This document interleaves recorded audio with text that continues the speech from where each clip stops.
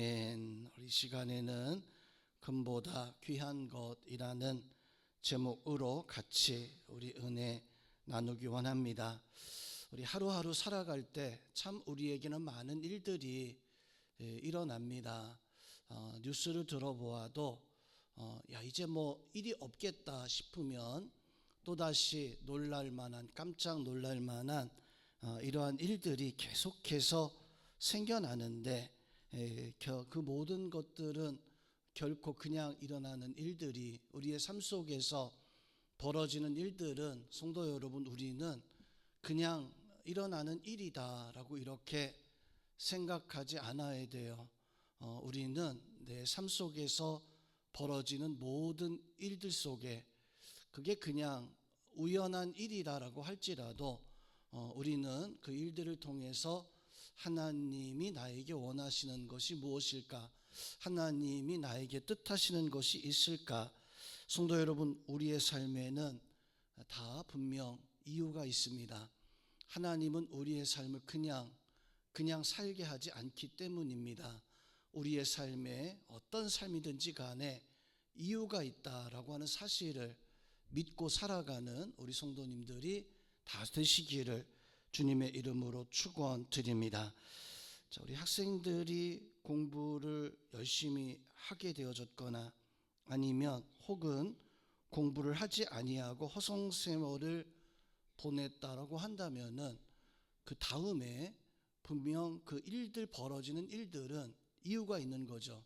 공부를 했기 때문에 그 다음에 어떤 모습이, 또 열심히 다른 것들을 했기 때문에 또 다른 어떤 나의 삶 속에서 벌어지는 그런 일들이 분명 있습니다. 우리의 건강도 내가 평소에 건강하게 나의 몸을 잘 관리한 사람은 질병이나 이런 것에서 좀 더 안전하게 바로 살아갈 수 있겠지만, 몸에 해로운 것들, 하지 않아야 되는 것들을 그냥 생각 없이 막 이렇게 하면서 왜 나한테 질병이 생겼을까? 왜 내 몸은 이 모양일까라고 한다면 그것은 참 어리석은 사람의 모습일 것입니다. 즉, 우리의 삶은요, 절대로 그냥 이루어지는 것이 단 하나도 없다라고 하는, 나의 삶 가운데 벌어지는 일들이 다 거기에는 이유가 있고 거기에는 분명 무슨 사정이 있다라고 하는 것을, 그렇다면 성도 여러분, 우리가 하나님 앞에 살아갈 때 우리는 반드시 우리의 심령 속에 가져야 될 그 마음이 무엇이냐면, 하나님, 내 삶에 하나님이 주시는 이유가 무엇입니까? 나의 삶 가운데 벌어지는 일들이 하나님, 이것이 어떠한 사정과 어떠한 이유로 일어나게 되어집니까? 오늘 사도 바울이 오늘 말씀 속에서 우리에게 일어나는 여러 가지 일들, 때로는 좋은 일이 찾아오고 때로는 어떤 어려움들이 찾아오는데, 그러한 일들을 다 우리가 이겨낼 수 있는 것은 하나님을 내가 어떻게 의지하고 내가 하나님을 어떻게 바라보고 있느냐에 따라서, 성도 여러분, 우리는 우리의 삶을 하나님 앞에 맡기고 살아가는 삶이 될 수도 있고, 또 우리의 삶을 그냥 생각 없이 아무런 계획 없이 살아갈 수도 있을 겁니다. 나는 어떠한가? 나는 내가 살아갈 때 내 삶을 정말 하나님께서 좀 이끌어 가시는 것을, 그것을 생각하면서 내가 살아가고 있는가? 아니면 그런 거 없이 혹시나 살아가고 있는가? 오늘 6절 말씀에서 보니까 이렇게 말씀합니다. 그러므로 너희가 이제 여러 가지 시험을, 여러 가지 일들로 말미암아 잠깐 동안은 근심하게 되지 않을 수 없으나 오히려 크게 기뻐하는도다. 오늘 바울 사도는 오늘 이 말씀 통해서 말씀해 주고 있기를, 여러 가지 일들로 말미암아 근심도 하겠지만 그 근심이 결국에는 너희가 기뻐하는 일이 되어질 것이다. 성도 여러분, 근심하는 것은 좋은 근심도 있고 또 그렇지 못한 것도 있어요, 문제 때문에. 그러나 어떤 근심이든지 간에 그 근심 때문에 고민하게 되어지지만, 오히려 하나님은 그러한 근심들을 통해서 크게 기뻐하게 하신다. 자, 우리의 삶은 금보다도 세상의 그 무엇보다도 귀하고 귀한 삶이 바로 우리의 삶입니다. 그럼 우리의 삶 속에 일어난 여러 가지 일들을 우리가 어떤 마음을 가지고 바로 살아가야 되는가? 믿음의 사람은 여러 가지 일들을 당하였을 때 어떤 모습과 어떤 마음을 가지고 살아가야 될까요? 먼저 우리는 하나님 믿습니다. 하나님 믿고 있기 때문에 우리가 어떻게 살아가야 되는가라고 하는 것은 하나님이 그날에 나에게 원하시는, 나에게 주시는 말씀이 있는데 내가 그 하나님이 주시는 말씀 따라 살아가고자 하는 나의 삶 가운데 여러 가지 일들이 벌어지는데 그냥 그것이 내 생각과 내 판단 가지고 야, 이거 어떻게 해야 될까? 어떻게 이걸 처리할까? 그렇게 해서 좋은 일의 처리의 방법을 가진 것도 좋을 것 같아요. 그러나 우리 믿음을 가지고 있잖아요. 하나님 믿는 믿음 가지고 있고 우리는 하나님 말씀 따라 살아가고 있다라고 이렇게 신앙생활을 하고 있는데, 그렇다면 성도 여러분, 우리가 살아가는 방법도 우리는 말씀 따라 살아가는 그 방법을 가져야 됩니다. 여러분은 하루하루 살아가면서 내가 하나님 말씀 따라 살겠다라고 하는 그런 믿음의 자세를 가지고 어떤 일을 당하든지 간에 오늘 하나님이 나에게 어떤 은혜 주실까? 내가 이러한 일을 통해서 내가 어떤 하나님의 이 역사 속에 살아가야 될까? 자, 그러기 위해서는 성도님은 우리가 매일같이 살아갈 때 그냥 살아가는 게 아니라 하나님 말씀을 좀 가까이 할 수 있어야 돼요. 우리 주일날 와서 예배하고 또 이렇게 금요일날 와서 예배하면서 우리가 말씀을 듣기도 하지만 충분할까요? 우리가 하루하루 살아갈 때 우리가 이렇게 말씀 듣는 것이 주일날 내가 말씀 듣는 것 가지고 금요일, 수요일 나와서 예배하는 것 가지고 그것으로 충분할까? 하나님의 말씀 우리는 영의 양식이라고 합니다. 우리가 밥을 하루에 3끼 다 먹잖아요.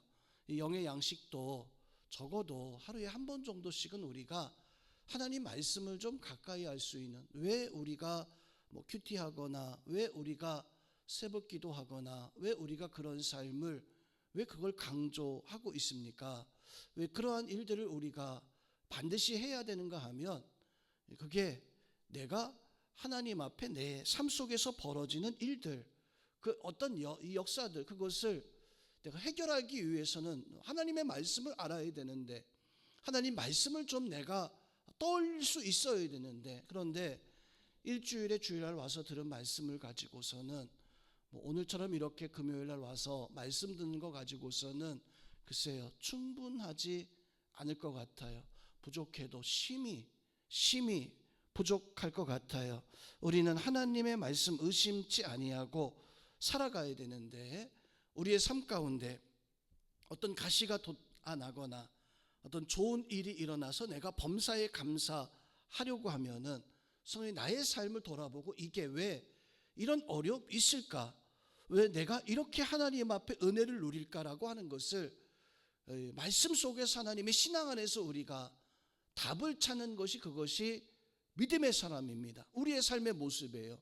우리가 답을 어디서 찾아야 되냐면 나의 하루의 삶 속에서 돌아보고 하나님이 이렇게 하셨구나라고 하는 그 답을 하나님 안에서 우리가 찾아야 되는데 말씀을 모르면, 말씀을 깨닫지 못하면 그 답을요 성도 여러분, 우리는 성경에서 하나님 말씀에서 찾지 못하고 그냥 그렇게 이야기하죠. 야, 오늘 좋은 일 있었다, 오늘 힘든 일 있었다. 그건 세상 사람들이 살아가는 세상 사람들의 방법이에요. 우리의 방법은 그 세상 사람들이 살아가는 그런 방법이 아니라 반드시 나의 삶에는 하나님의 섭리가 있고 나의 삶에는 하나님의 은혜, 하나님의 역사가 있다라고 하는 그 사실을 믿는 게 그게 크리스찬이고 우리의 모습이에요.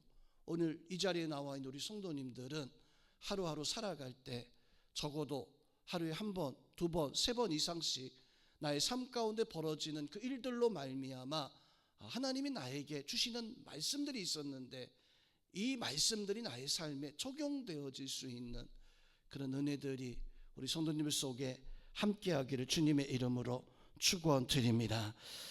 우리 삶에 반드시 하나님의 섭리가 있다라고 했는데요. 출애굽기 5장 3절의 말씀에서 보면 이런 말씀이 있습니다. 그들이 이르되 히브리인의 하나님이 우리에게 나타나셨은즉, 애굽 사람들이요, 그들이 이르되 히브리인의 하나님이 우리에게 나타나셨은즉 우리가 광야로 사흘 길쯤 가서 우리 하나님 여호와께 제사를 드리려 하오니 가도록 허락하소서. 여호와께서 전염병이나 칼로 우리를 치실까 두려워하나이다.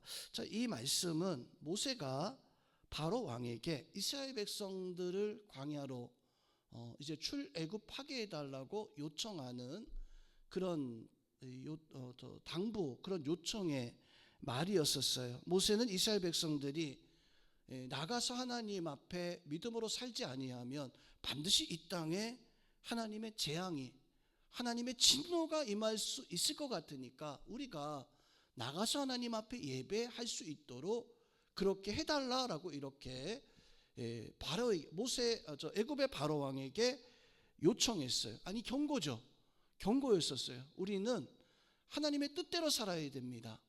하나님 앞에 우리는 이제 예배하고 하나님의 말씀과 하나님의 영광을 위해서 우리가 살아야 되니까 우리가 이제 나가서 광야에서 하나님 앞에 예배할 수 있도록, 하나님 앞에 제사할 수 있도록 우리를 나가도록 허락해달라라고 이렇게 요청하는 경고였었어요. 자, 그 경고를 듣고 애굽의 바로왕은 출애굽기 5장 4절 말씀에서 이렇게 말씀합니다. 애굽 왕이 그들에게 이르되 모세와 아론아, 너희가 어찌하여 백성의 노역을 쉬게 하려느냐? 가서 너희의 일이나 노역이나 계속해라 라고 이렇게 무시해 버립니다. 바로 왕은 모세가 하는, 아론이 하는 그 말을 우리가 나가서 제사하지 아니하면 이 땅에 재앙이 임할 겁니다. 이 땅에 하나님의 심판이 임할 겁니다 라고 이렇게 말했을 때 이 바로 왕은요, 모세와 아론에게 어찌하여 백성들이 일하는 것을 쉬려고 하느냐? 잔소리하지 말고, 딴소리하지 말고 계속 가서 일해라. 성도 여러분, 애굽의 재앙은 그렇게 시작된 거예요. 자, 애굽의 재앙은 하나님의 10가지 재앙이 있었는데 그 10가지 재앙이 일어나기 앞서서 모세와 아론은요, 바로 왕에게 가가지고 우리가 나가서 예배할 수 있도록, 제사할 수 있도록 허락해달라. 그렇지 않으면 이 땅의 재앙, 이 땅에 하나님의 심판, 이 땅에 하나님의 진노가 임할 것이다 라고 분명 이야기했어요. 그리고 그렇게 이야기했을 때 바로 왕은 딴소리 하지 마, 그런 일 아니야, 안 일어날 거야. 가서 너 쉬려고 그러지, 쉬지 말고 가서 일이나 더해, 일이나 더해. 그러면서 일할 수 있는 재료도, 먹을 음식도 덜 주면서 더 많은 일들을 바로 왕이 시키게 되어집니다. 그리고 나서 10가지 재앙이 시작되어져요. 자, 성도님은 10가지 재앙이 시작되어진 이유가 무엇인가? 그냥 하나님은 이스라엘 백성들을 이끌어내기 위해서 그렇게 하신 것이다. 보통 우리는 그렇게 이해하고 그렇게 믿고 있지만 시작할 때 이미 하나님은 말씀으로 모세에게 이야기해 줬어요. 말씀으로 바로왕에게 이야기해 줬어요. 이런 일이 일어날 것이다. 이런 일이 벌어질 것이다. 하나님의 심판이다. 모세는 지금 당장 백성들을 풀어달라라고 요청했지만 바로왕은 안 된다. 어떻게 그 노예들을, 그럼 우리 어떻게 살라고? 저 일을 누가 하라고? 안 된다. 그렇게 10가지 재앙을 당하고 나서야 바로왕은 깨닫게 되어집니다. 뭘 깨달아요? 하나님을 내가 이길 수 없구나. 첫 번째, 두 번째, 9번째 재앙이 당할 때까지 하나님은 모세를 통해서 말씀하시죠. 10번째 재앙이 다 하고 나서야 너희가 이 땅을 나아가리라. 바로왕은요, 10가지 재앙을 다 겪고 나서야, 그리고 나서야 이제 깨닫는 거예요. 내가 하나님을 이길 수 없구나. 그 어려운 문제들, 어리석은 미련한 세상의 사람의 모습이죠. 그래서 바로는 10가지 재앙을 다 당하고 나서야 이게 하나님의 재앙이구나, 하나님의 심판이구나. 성도님은 그 출애굽의 사건을 히브리서의 말씀 속에서는 우리의 구원의 여정으로 말씀을 해주고 있습니다. 자, 구원의 여정은 홍해 바다를 건널 때 우리가 하나님 앞에 구원받고 세례받고 하나님의 자녀로서 살아가는 어떤 그 믿음의 그 역사를 말씀해 주고 있는데, 애굽의 사람들은 결국에는 다 심판을 당하죠. 하나님의 뜻과 하나님의 역사와 하나님의 말씀이 있었어요. 10가지의 재앙을 당하면서도 그들은 알지 못했어요. 깨닫지 못했어요. 이것이 하나님의 것이다. 그럼 성도 여러분, 우리는 달라야 됩니다. 우리도 애굽 사람들처럼 10가지 일을 당하고 나서야, 물론 하나님은 우리의 재난과 어떤 어려움만 주시는 것은 아니겠죠. 때로는 좋은 은혜도 주실 것이고 때로는 채찍질도 하실 것 같아요. 그렇게 여러 가지 일을 겪고 나서야 이게 하나님의 뜻인가 보나, 그렇게 10가지 일을 겪고 나서 깨달으면 안 돼요. 우리는 매일같이 하나님 말씀에 귀를 기울여서 하나님이 그때마다 주시는 바 그 은혜를 깨달아서 하나님 앞에 나갈 수 있는 그런 은혜가 우리 가운데 있어야 됩니다. 오늘 이 자리에 있는 우리 성도님들은 날마다 하나님이 나에게 베풀어 주시는 그 일들 속에 많은 것들이 있어요. 그 중에 하나만 잡으면 돼요. 하나만, 내가 하나님의 뜻하는 것이 무엇일까? 하나님 나에게 원하시는 것이 그것이 무엇일까? 그걸 붙잡고 그렇게 살아갈 수 있는 그 은혜가 여러분들 가운데 있기를 주님의 이름으로 축원드립니다. 그 다윗 왕에게 젊은이들이 찾아왔어요. 젊은이들이 찾아와서 다윗 왕에게 고백을 하기를, 질문을 하기를, 왕이시여, 왕은 참 어렸을 때부터 지금까지 하나님의 은혜 가운데 이렇게 살아오면서 지금 왕이 되어졌는데 우리가 궁금한 게 한 가지가 있습니다. 뭐냐? 궁금한 게 뭐냐? 저 악인들은 도대체 왜 잘 되는 겁니까? 악인들은 도대체 왜 저렇게 흥하는 겁니까?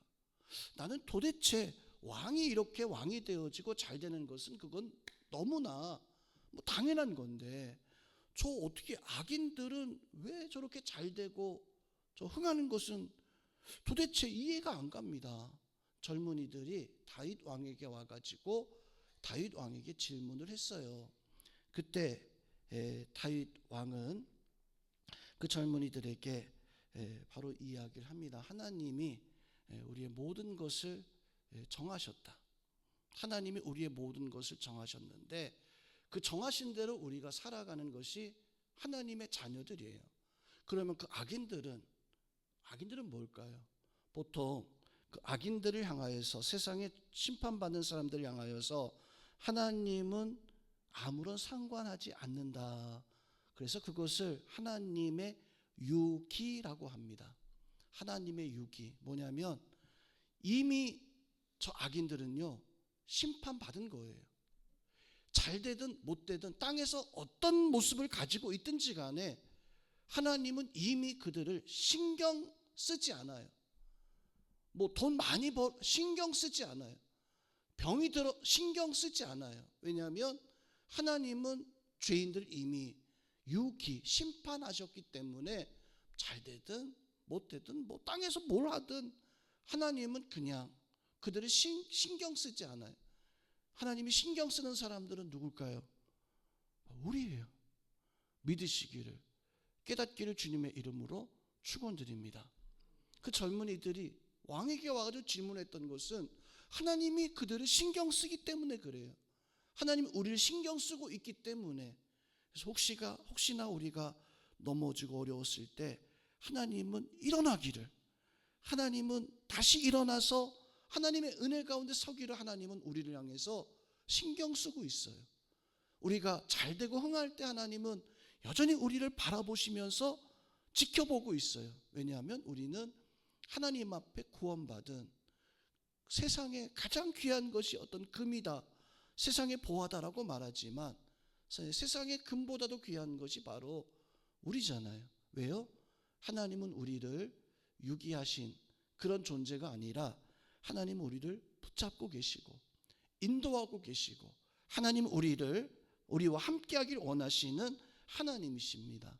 그러하기에 성도님은 우리가 어떤 일을 당하든지 간에 좋은 일이 있을 때에도 하나님 앞에 감사하고 힘들고 어려운 일이 있을 때에도 우리는 하나님 앞에 감사하면서 그게 하나님의 백성의 모습입니다.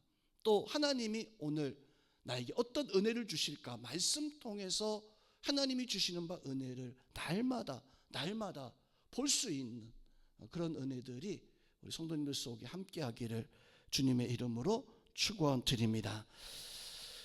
두 번째로 하나님은 우리 삶 속에서 어떤 시험거리들, 이 시험은요 보통 우리가 부정적으로만 생각을 합니다. 하나님의 시험은 테스트예요. 사단은 주고 있는 그 시험, 그 유혹이라 그러죠. 템프테이션. 사단은요 우리를 넘어뜨리기 위해서, 자빠지게 하기 위해서, 끝장내게 하기 위해서, 그래서 사단은 우리를 시험하지만 하나님의 시험은 결코 우리를 넘어뜨리기 위해서가 아니에요. 쓰러뜨리기 위해서가 아니에요. 우리가 믿음으로 서게 하기 위해서 과정이죠.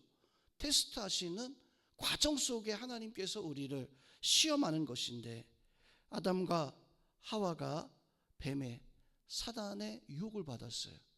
그 유혹을 받게 되어지니까 아담과 하와는 넘어져 버려요. 자빠져 버려요. 완전히 끝장나 버리는 거죠. 그것을 이겨내지 못하니까. 요나도 배 밑창에 들어가서 그 배 밑창에서 숨어 있었습니다.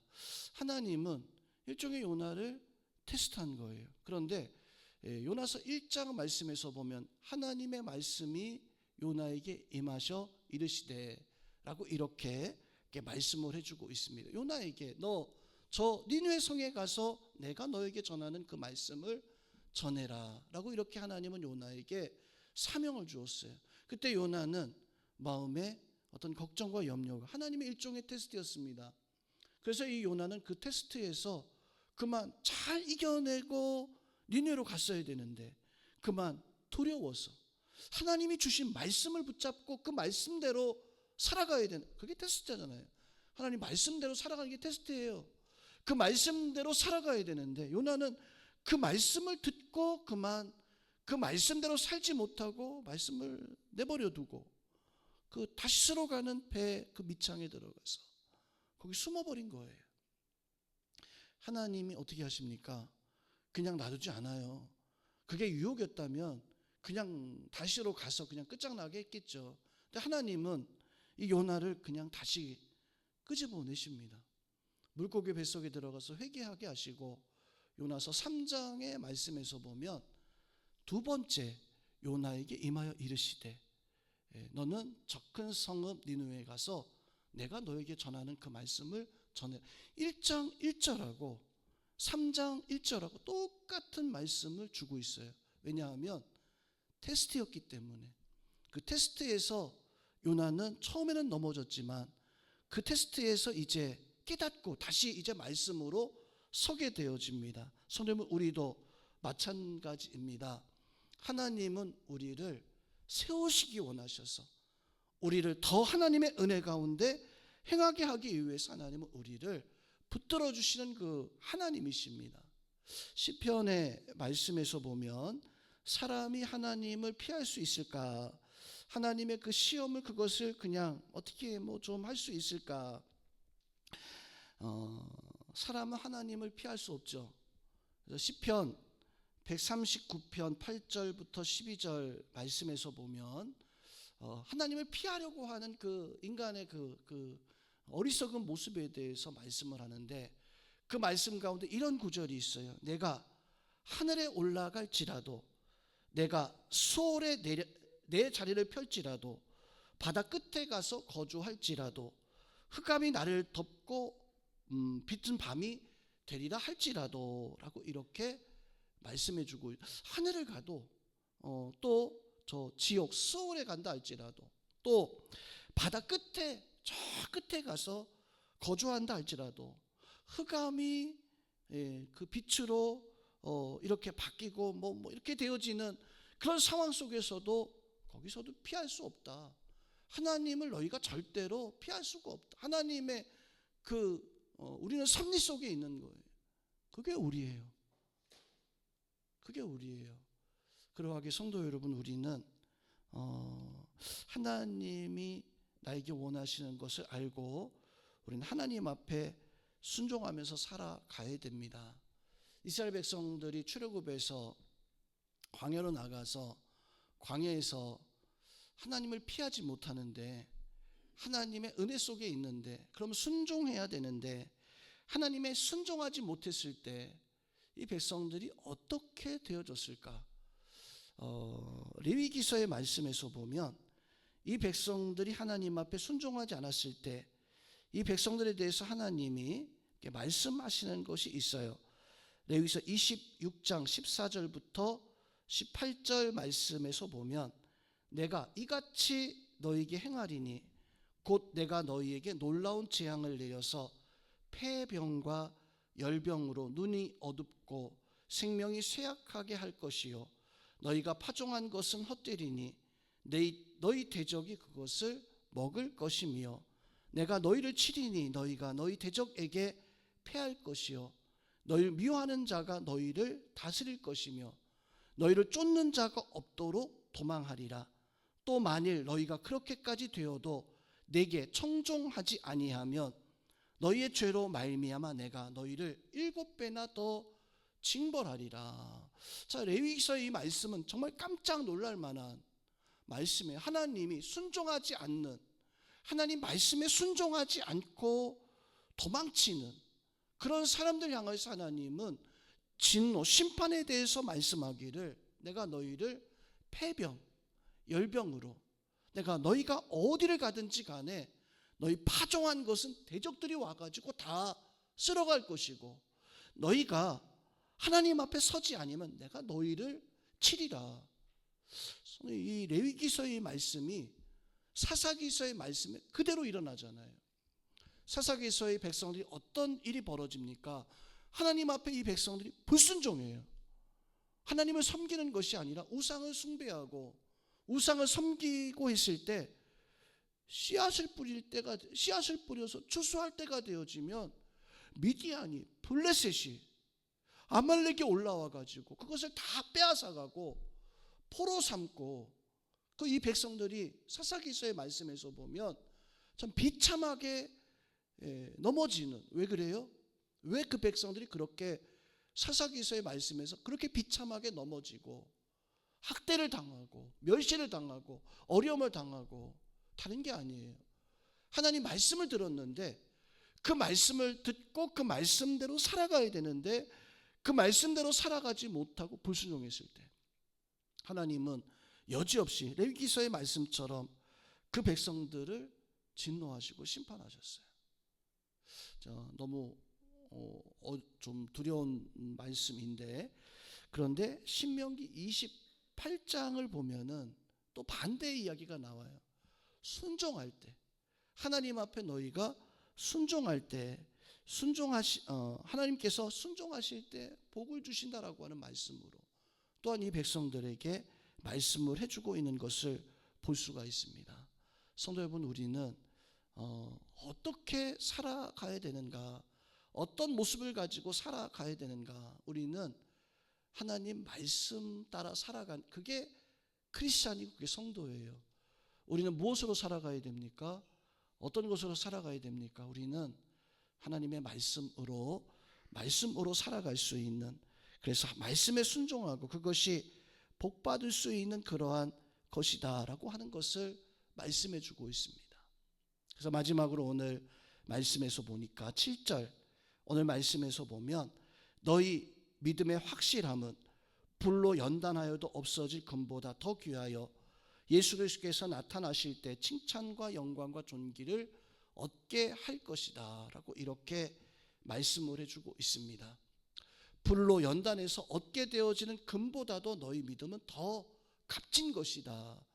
금을 연단하기 위해서는 제가 알고 있는 상식으로는 뭐 요즘은 그냥 뭐 거의 순금만 가지고 하는 것 같아요. 예전에 14K, 뭐 18K, 24K 뭐 그렇게 구분을 한다라고 들었는데 14는 18은 24는 몇 번을 했느냐, 14번 했느냐, 18번 했느냐, 순금은 뭐 한 24번 이상을 불에 넣었다 뺐다 그래야지만이 순금이 되어지는. 그런데 성도 여러분, 우리의 믿음은 그렇게 연단한 금보다도 더 귀하다. 그 말씀의 의미가 뭘까요?